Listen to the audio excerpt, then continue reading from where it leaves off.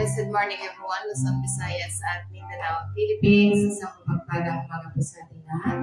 So welcome po sa ating gawain sa Lord and Spirit and Life Ministry live stream YouTube channel at Facebook channel. So isang mapagpalang umaga po sa ating founder ng The Word and Spirit and Life Ministry, kay Pastor at Lang sa buong pamilya, lahat ng mga members ng The Word and Spirit and Life Ministry. Good morning, good morning. At sa mapagpalang umaga din po sa ating mga pastors sa Bohol, kay Pastor Jubilio Yumo, kay Pastor si Pinote ng Cebu. So good morning po sa ating lahat. At sa ating pastor sa Gabriel Anihi, kay Pastor Lucas lang. So good morning po sa ating lahat. So welcome po sa ating gawain sa The Word and Spirit and Life Ministry live stream YouTube channel at Facebook channel. So isang mapagpalang umaga po sa ating lahat. So tayo po nanalangin sa Ama upang mayanda natin ang ating sarili.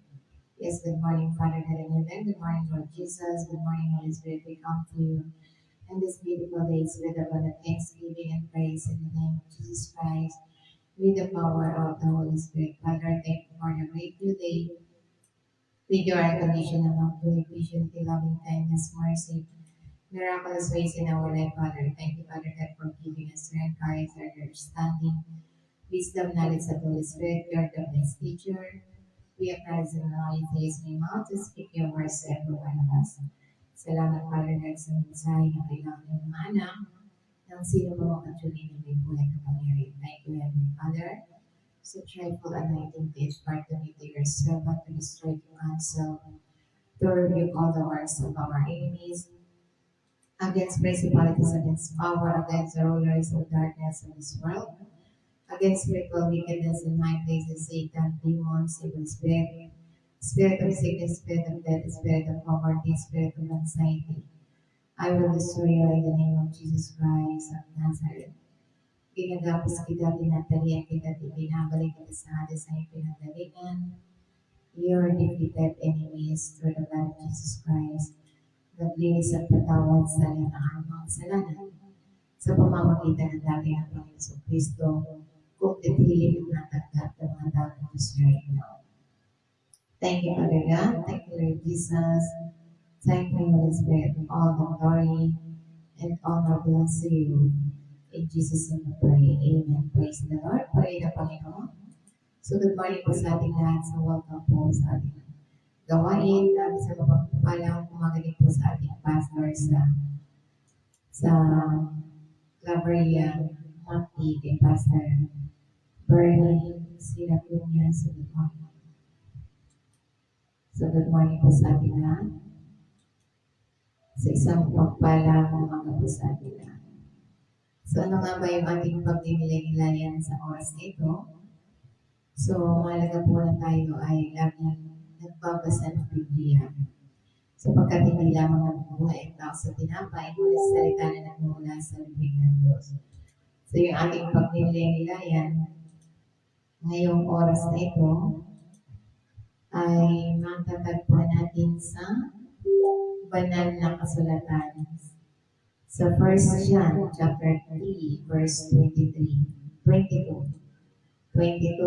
Ito yung sinasabi sa, and whatever we ask, we receive from Him because we keep His commandments and do those things that are pleasing in His sight. So ibig sabihin, ito yung salita ng Panginoon na anuman ang ating hingin ay tinanggap na natin mula sa Diyos dahil tinutupad natin ang Kanyang mga utos at ginawa natin ang mga bagay na nakalulugod sa Kanyang paningin. So ito yung magandang balita na pagninilay-nilayan natin. So mahalaga ang Kanyang salita na sinasabi sa banal na kasulatan na dahil dito, anuman ang ating hingin, ay tinanggap na natin mula sa Panginoon dahil tinutupad natin ang Kanyang mga utos at ginagawa natin ang mga bagay na nakalulugod sa Kanyang paningin. So kaya nga, ito yung mahalaga na sinusunod natin. Ito yung connection natin sa pagitan ng pagsunod sa Diyos at ng tiwala na maaaring taglayin ng mga mananampalataya sa pagsagot sa kanilang mga panalangin. So kaya nga ito binibigyan dito ang kalagahan ng paghahanay ng ating buhay sa kalooban ng Diyos upang maranasan ang kaupuan ng kanyang mga pagpapala. Kaya nga, ano yung dapat nating tandaan? Sinasabi dito na una, the power of obedience. So ito yung kapangyarihan ng pagsunod. So ang pagsunod sa mga utos ng Diyos ay mahalaga para mapanatili ang isang malapit na ugnayan sa Kanya. Ang pagsunod ay nagpapakita sa atin ating pagmamahal at pagtitiwala sa Diyos na nagbubukas ng daan para sa mga nasasagot na panalangin. Kaya nga sa pagsunod, ito yung kapangyarihan ng pagsunod tulad ng halimbawa ni Abraham obedience, na sinasabi nang sumunod si Abraham sa Diyos sa pamamagitan ng pagiging handa na ihain ang kanyang anak na si Isaac. Naglaan ng Diyos ng isang lalaking tupa para sa handog para sa Panginoon. So ito yung paglalaan ng Diyos kapag sumusunod tayo sa kanyang mga utos. So kaya nga mahalaga na sumusunod tayo. Ano man ang salita ng Panginoon, dapat nating pinapakinggan. Sapagkat ito yung sinasabi na naglaan ng Diyos ng isang lalaking tupa at pinagpala si Abraham na nangakong pararamihin ang kanyang mga inapo. So kaya sinasabi niya sa Genesis 22 verse 12, do not lay a hand on the boy. He said, do not do anything to him. Now I know that you fear God, because you have not withheld from me your son, your only son. So ito yung pagsunod ni Abraham na sinasabi sa magandang balita. So kaya nga mahalaga na tayo sumusunod. Sumusunod tayo sa mga utos ng Diyos na ito'y sinasabi sa banal na kasulatan na yung pagsunod ni Abraham, ito yung pinarami. Nangako ang Diyos na pararamihin ang inapo ni Abraham sa pamamagitan ng kanyang pagsunod sa salita ng Panginoon. So kaya nga ito'y sinasabi sa banal na kasulatan na ang pananampalataya at pagsunod ni Abraham, ang kahandaan ni Abraham na isakripisyo ang kanyang kaisa-isang anak ay nagpakita ng pagsunod sa Panginoon, na ito'y sinasabi na kanyang hindi natitinag na pagtitiwala at pagsunod kahit na humaharap sa mahirap na mga pagsubok. So kahit mahirap na pagsubok, nagpakita si Abraham ng pagtitiwala sa Diyos, na sinasabi sa banal na kasulatan na ito'y mahalaga na sinasabi. Kaya nga sinasabi pa niya sa Genesis chapter 22 verse 13, tumingala si Abraham at nakita niya ang isang kakahuyan sa isang lalaking tupa na nahuli sa mga sungay nito. Lumapit siya at kinuha niya ang tupa at inihandog bilang handog na susunugin sa halip na ang kanyang anak. So naglaan ang Diyos ng tupa, God's provision. So ang lalaking tupa ay nilaan bilang kapalit para kay Isaac ay nagpapahiwatig ng paglalaan ng Diyos at naglalarawan ng pinakahuling hain ang Panginoon Kristo. So kaya nga sinasabi pa sa verse 14, Genesis 22 verse 14, kaya tinawag ni Abraham ang lugar na iyon na ibibigay ng Panginoon. At hanggang ngayon ay sinabi sa bundok ng Panginoon ay ipagkakaloob. So verse 15, isang anghel ng Panginoon ang tumawag kay Abraham mula sa langit sa ikalawang pagkakataon. So kaya nga dahil sa pagsunod ni Abraham, so kaya nga sinasabi pa sa banal na kasulatan, sa verse 16, at sinabi, ako ay sumusumpa sa aking sarili, sabi ng Panginoon, na sapagkat iyon ay ginawang ito at hindi mo ipinagkait ang iyong anak, ang iyong bugtong na anak. Sa verse 17, tiyak na pagpapalain kita, sabi ng Panginoon, at pararamihin ko ang iyong mga lahi na para mga bituin sa langit at parang buhangin sa dalampasigan. Aagawin ng iyong mga inapo ang mga lungsod ng kanilang mga kaaway. So kaya nga ito yung pangako ng Panginoon na pararamihin ang kanyang lahi at pagpapalain.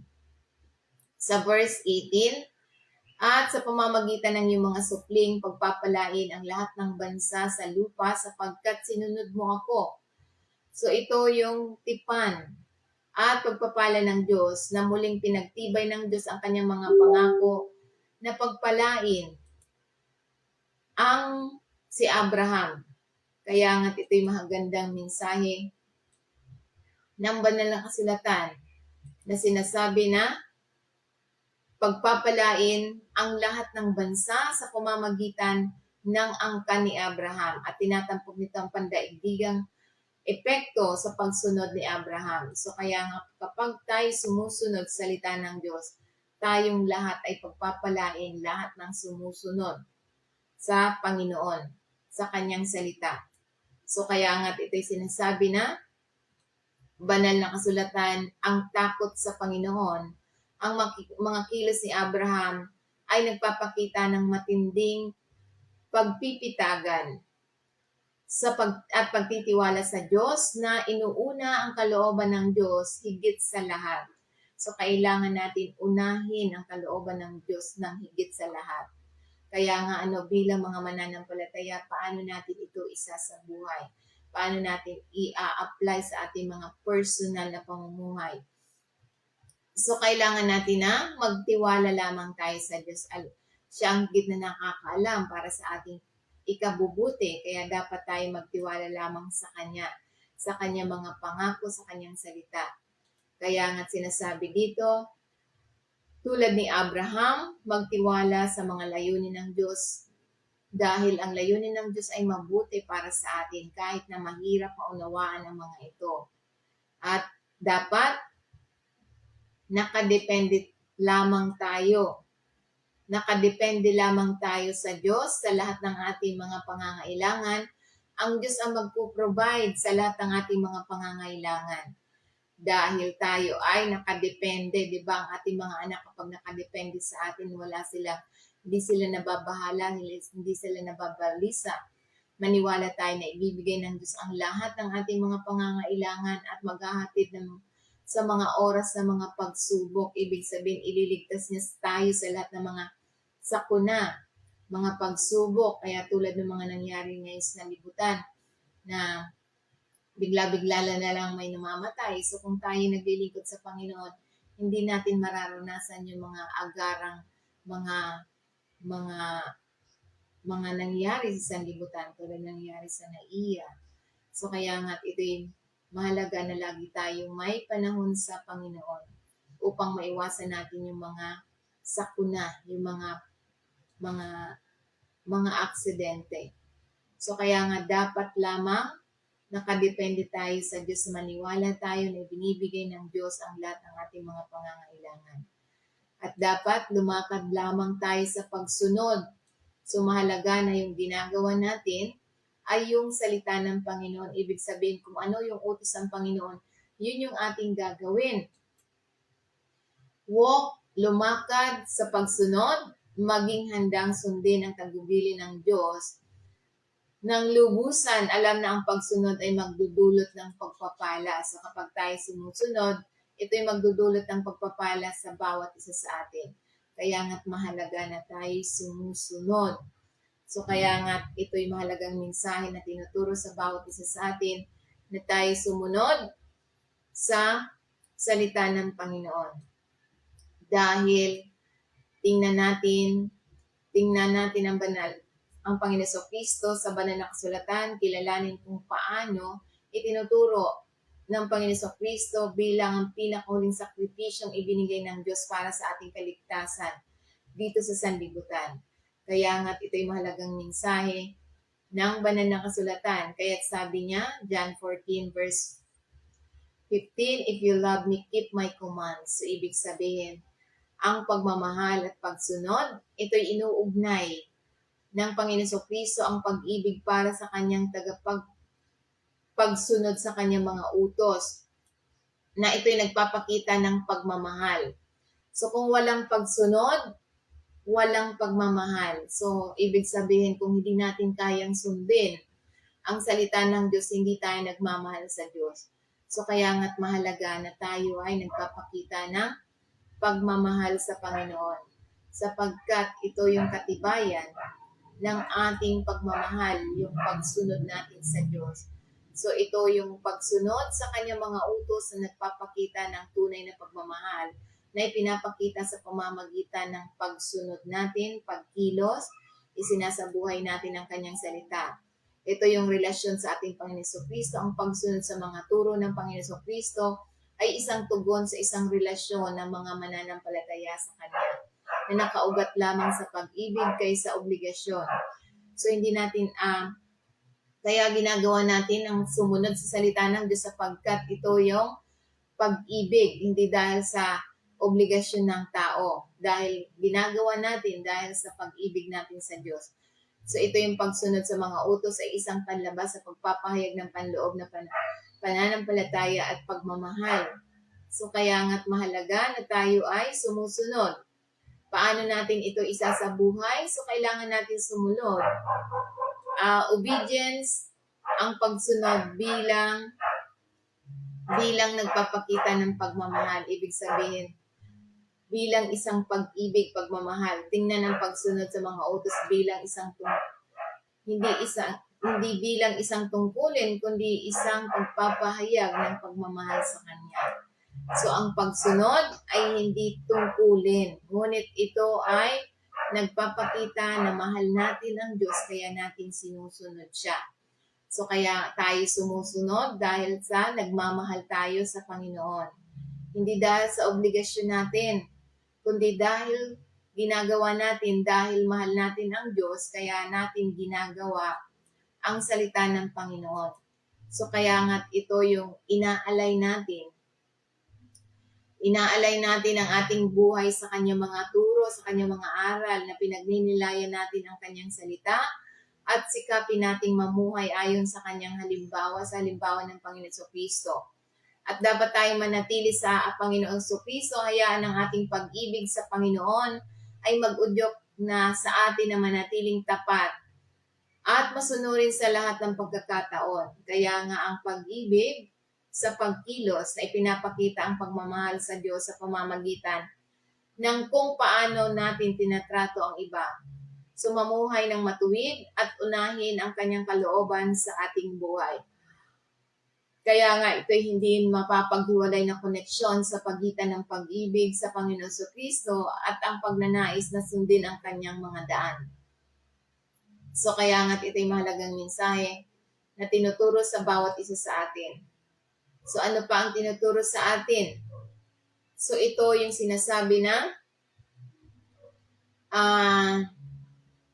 hindi mapaghiwalay ang connection sa pagitan ng pag-ibig sa ating Panginoon Kristo at ang pagnanais na sundin ang kanyang mga daan. So pangalawa, ito yung sinasabi na pleasing God in our action. So paglulugod sa Diyos sa ating mga pagkilos. So ang paglulugod sa Diyos ay kinabibilangan ng pamumuhay, ng pananampalataya, pag-ibig at katuwiran. Kung inuuna natin ang kanyang mga hangarin kaysa ating sarili, nalulugod siya na ibigay sa atin ang ating mga kahilingan. So kaya nga, nalulugod ang Diyos kapag sinusunod natin ang salita ng Panginoon. So nalulugod siya, kaya pinapakinggan niya ang ating mga panalangin. Binibigay niya ang ating mga desire. So kaya ito dahil sa pagsunod natin sa Kanya, binibigay niya ang lahat ng ating mga pangangailangan tulad na lamang sa halimbawa ni Cornelius' devotion. Si Cornelius ay isang taong nakalulugod sa Diyos sa pamamagitan ng kanyang panalangin at pagbubukas palad na tumugon ang Diyos sa pamamagitan ng pagpapadala kay Pedro upang ibahagi ang ebanghelyo sa kanya at sa kanyang sambahayan. So kaya nga mababasa natin yan sa Acts chapter 10 verse 1. Ito'y isang lalaking nangangalang Cornelio, isang senturyon na tinawag ng Italian regiment. So kaya nga sa verse 2, Acts chapter 10 verse 2, siya at ng buong pamilya niya ay madasalin at may takot sa Diyos, bukas palad siyang nagbibigay sa mga nangangailangan at palagi ang nananalangin sa Diyos. So nalagi siyang nananalangin sa Panginoon. So kaya't sinasabi pa niya sa banal na kasulatan, sa verse 3, isang araw handang 3:00 ng hapon, nagkaroon siya ng pangitain. Malinaw niyang nakita ang isang anghel ng Diyos at lumapit sa kanya at nagsabi, Cornelio. Sa verse 4, tinitigan siya ni Cornelio sa takot, ano ito, Panginoon? Tanong niya, sumagot ang anghel, ang iyong mga panalangin at ang mga kaloob sa mga duka ay umahon bilang isang alala na handog sa harapan ng Diyos. So kaya nga ito ipinapakilala ng si Cornelio, isang senturyon na hintil na kilala sa kanyang pagiging matapat, pagbubukas palad, at patuloy na buhay panalangin. Sa kabila ng hindi pagiging Hudyo, ang kanyang pananampalataya at pagkilos ay kinikilala at pinaparangalan ng Diyos na itinuturing ng mensahe ng anghel ang mga panalangin at mga gawa ng kabaitan ni Cornelio ay nakarating sa Diyos bilang isang handog na pag-alala na nagpapakita ng pinahalagahan ng Diyos ang mataimtim ng pananampalataya at matuwid na mga gawa, anuman ang pinagmulan. So kaya nga ito'y sinasabi sa sandaling ito ay nagtakda ng yugto para sa isang mahalagang kaganapan sa mga gawa. Pagsasama-sama ng mga hintil sa sinaunang simbahan, Kristiyano ay nagpapakita ng plano ng kaligtasan ng Diyos para sa lahat ng mga tao. So kaya nga ito'y sinasabi sa banal na kasulatan, kaya't mahalaga, sinasabi sa Hebrews chapter 11 verse 6, without faith, it is impossible to please God. And without faith, it is impossible to please God. Because anyone who comes to Him must believe that He exists and that He rewards those who earnestly seek Him. So, ibig sabihin, mahalaga ang pananampalataya. Ang pagpapalugod sa Diyos ay nangangailangan ng pananampalataya. Ito'y nagbibigay diin ng pangunahing papel nito ang kaugnayan natin sa pananampalataya sa Diyos. Kaya nga, ang pananiwala sa pag-iral ng Diyos, ang pananampalataya nagsisimula sa pagkilala na ang Diyos ay umiiral at may kapangyarihan. So kaya nga, ito'y mahalagang mensahe na tinuturo sa bawat isa sa atin. Ang mga naghahanap ng gantimpala sa Diyos siya o mga masigasig na naghahangad ng isang relasyon sa Diyos at nagtitiwala sa Kanya ay nakatitiyak sa Kanya mga pagpapala at gantimpala. So kaya kapag tayo ay masigasig tayo, hindi tayo tumitigil sa ating pakikipag-ugnayan sa Diyos, nagtitiwala tayo sa Kanya, nakakatiyak tayo na tayo pagpapalain at gagantimpalaan tayo.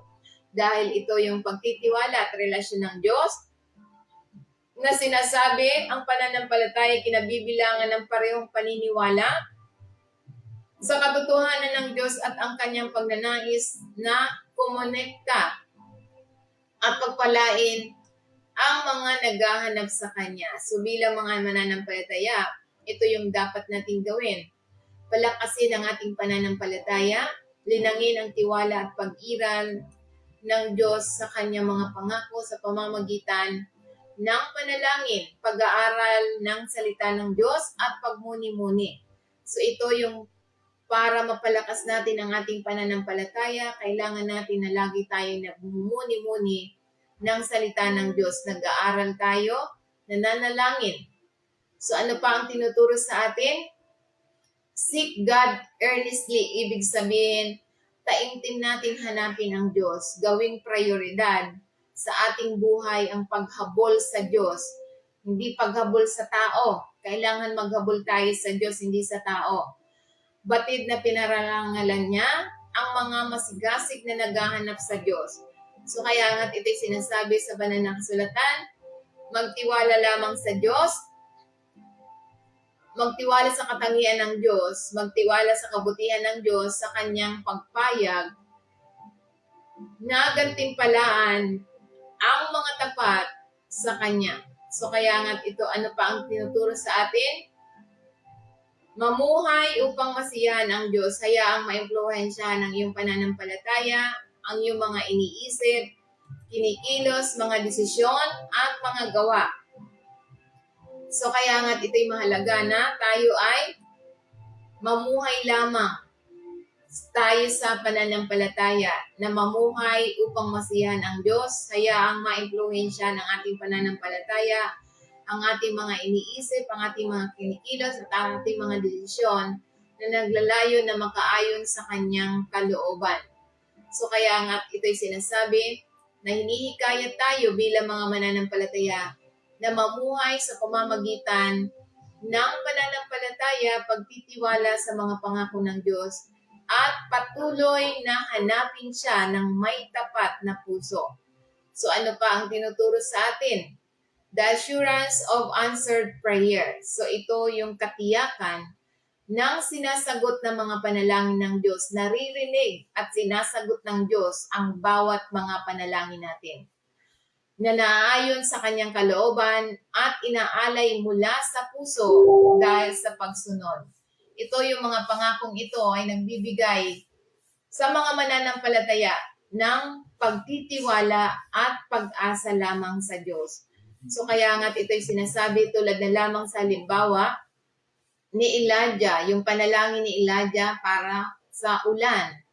Si Elijah ay isang taong matuwid, ay taimtim na nanalangin para sa ulan pagkatapos ng tagtuyot. At ang Diyos ay tumugon na nagdala ng masaganang ulan. So mababasa natin yan sa 1 King chapter 18 verse 41 na sinasabi si Elijah, sinabi ni Elijah kay Ahab, yumaon ka, kumain ka at uminom sapagkat may ingay na malakas na ulan. So ito yung pananampalataya at pagtatyaga ni Elijah, ay patuloy na nananalangin para sa ulan, na nagtitiwala sa pangako ng Diyos kahit na walang agarang mga palatandaan.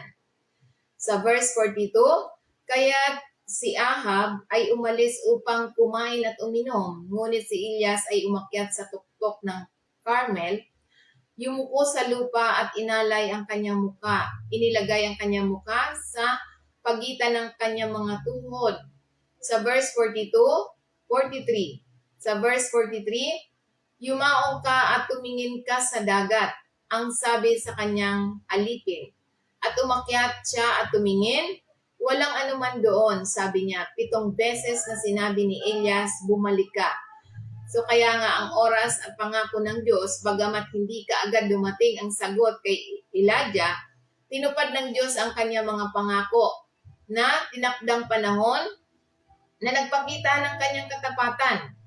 Sa verse 44, at 7 beses na pagkakataon ay nagulat ang alipin, isang ulap na kasing liit ng kamay ng isang tao ang tumataas mula sa dagat.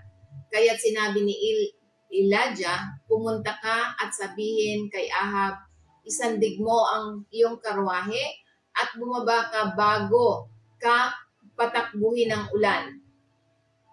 So ito yung sinasabi, ang maliit na pasimula ay humahantong sa dakilang bunga. So yung maliit na ulap na sa simula ay hindi gaanong mahalaga. Sa isang tanda na darating ng kasaganaan na nagpapakita kung paano magagamit ng Diyos ang pinakamaliit na mga palatandaan upang matupad ang kanyang mga plano. So tulad ni Elijah, hindi agad, ngunit sa verse 45, samantalang umiitim ang langit dahil sa mga ulap, lumakas ang hangin, bumuhos ang malakas na ulan at sumakay si Ahab patungo sa Jezreel. So dahil dito, ito yung paghahanda para sa pagpapala. Ang tagubili ni Elias kay Ahab na maghanda para sa ulan ay naglalarawan ng kahalagahan ng pagkilos ng may pananampalataya bilang pag-asa sa paglalaan ng Diyos. So, iyon yung ginawa ni Elijah kay Ahab. Naniniwala si Elijah na darating ang pangako ng Panginoon, kaya dumating sa takdang panahon. So, kaya nga, bilang mga mananampalataya, ito yung dapat nating gawin. Kailangan nating patuloy na tayong nananalangin.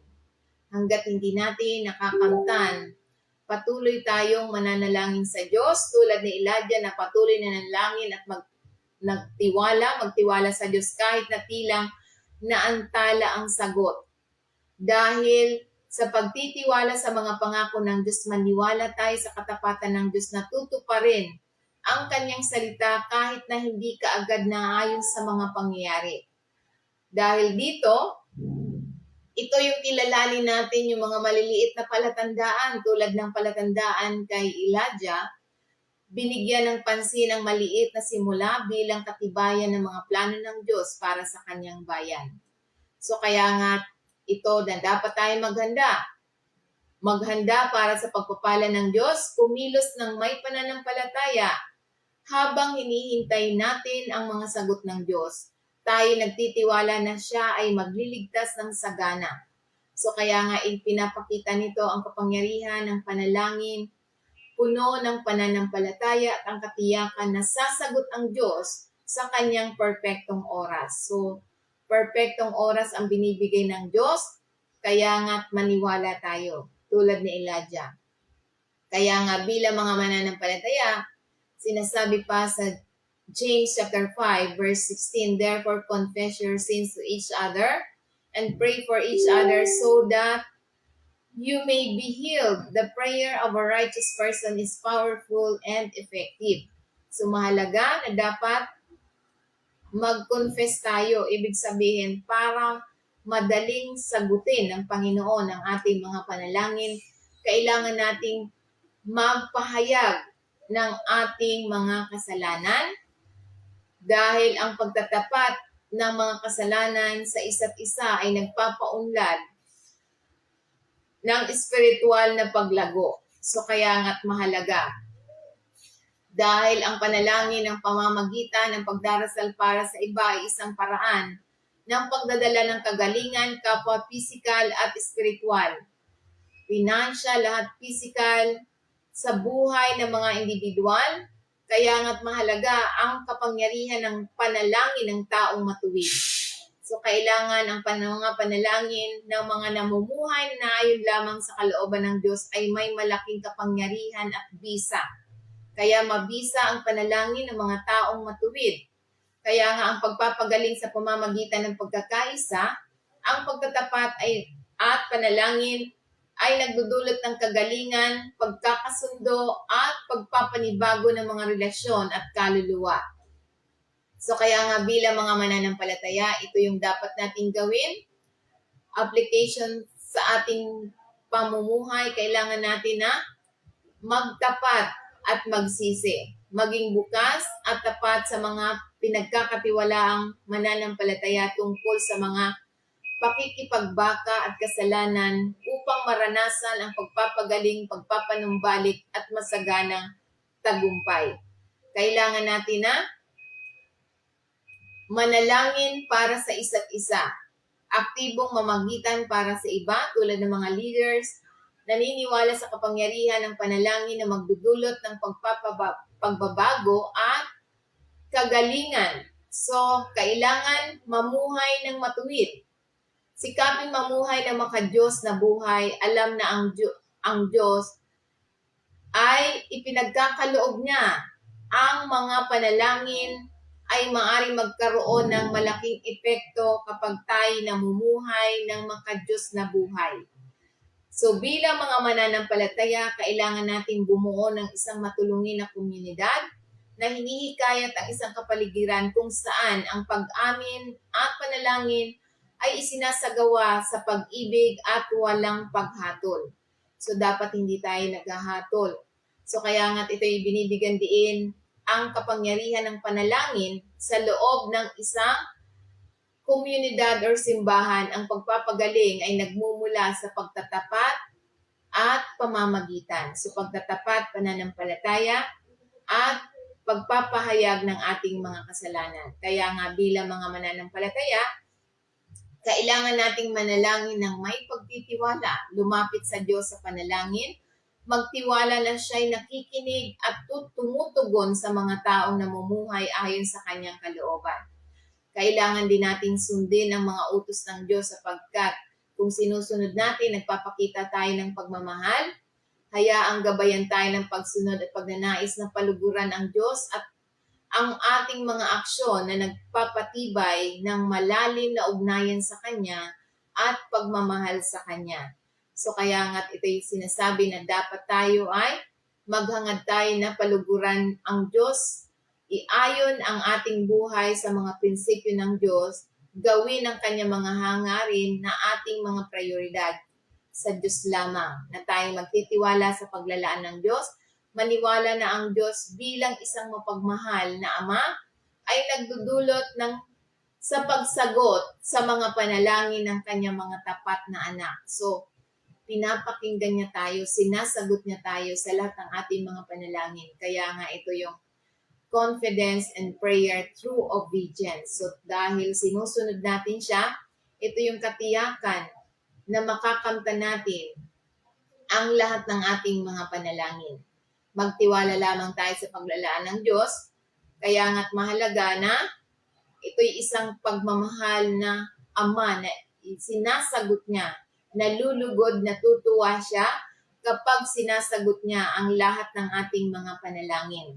Hindi natutuwa ang Diyos kapag hindi niya binibigay ang ating ang ating mga desire. Diba tayong mga magulang? Kung halimbawa nanghihingi ang anak natin, nanghihingi ng anak natin ng gusto niya, tapos iba ang ibibigay mo. Di ba hindi nasisiyahan ang Diyos?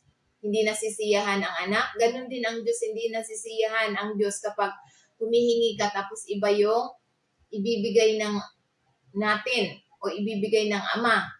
So, hindi siya nalulugod. Nalulugod ang Ama kapag binibigay sa atin ang gusto natin.